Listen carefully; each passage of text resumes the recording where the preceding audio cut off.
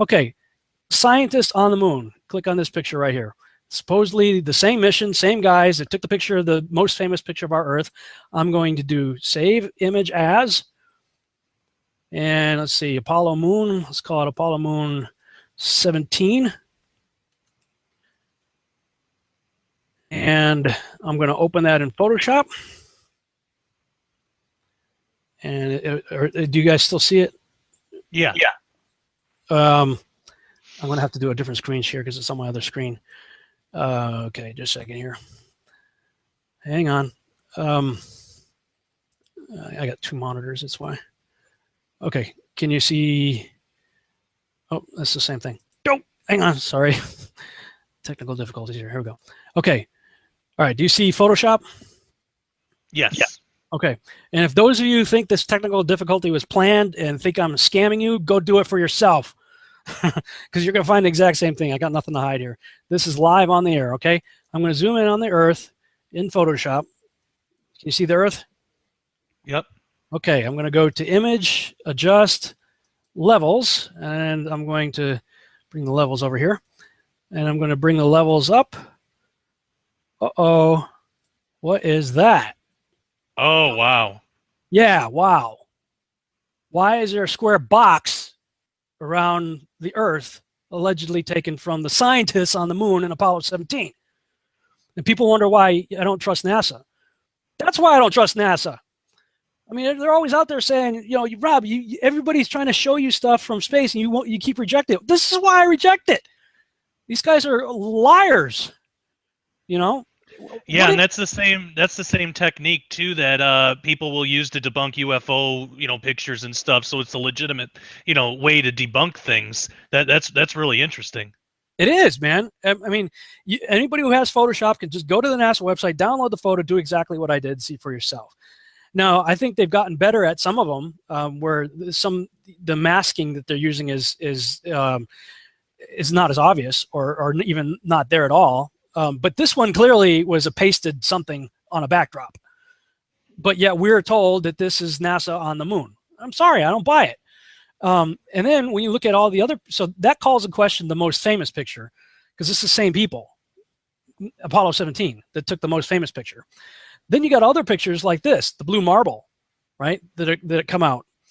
Okay, well, there's a big problem with the blue marble, and I'm going to zoom in here and show you what the problem is.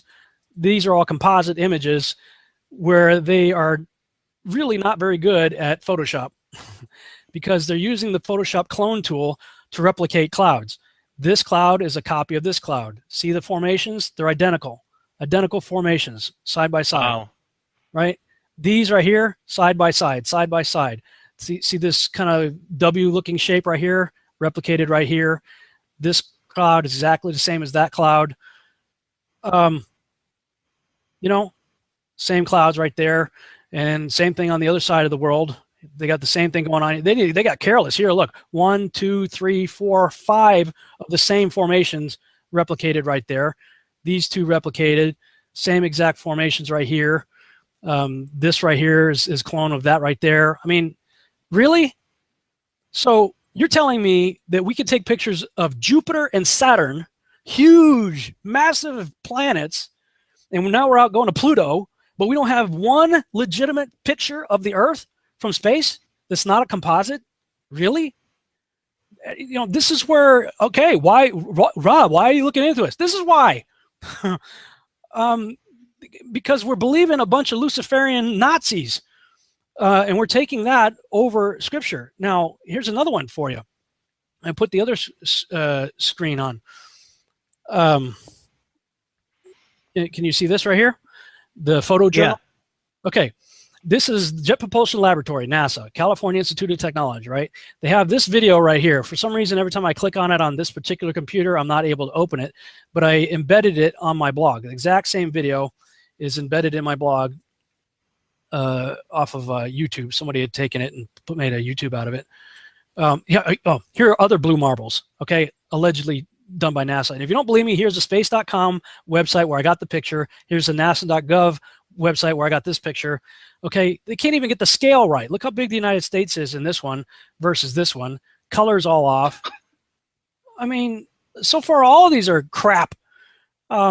Here's that picture, that same video, okay, from Jet Propulsion Laboratory. Now, this is allegedly from the space probe Galileo at 6:10 a.m. Pacific Standard Time on December 11th, 1990, when the spacecraft was about 1.3 million miles from the planet. Okay, first of all, you got a tiny probe 1.3 million miles away from the Earth, supposedly, that is keeping a perfectly steady shot of a spinning ball that's supposedly also moving at 67,000 miles around the sun in orbit.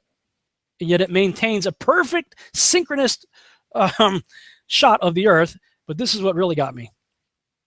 Not a single cloud is changing in any way. This is 25-hour time-lapse video.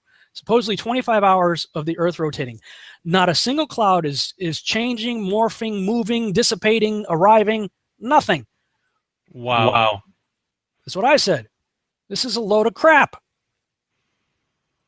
And you got a lot of the same cloud features too. You start noticing in a lot of pictures, they're using a cloud map on various software to generate these things. Okay, I could stand outside today, point my camera in the sky for 25 hours, and you're going to see all kinds of cloud formation changes. 25 hours, no clouds are moving? I'm sorry, I don't buy it.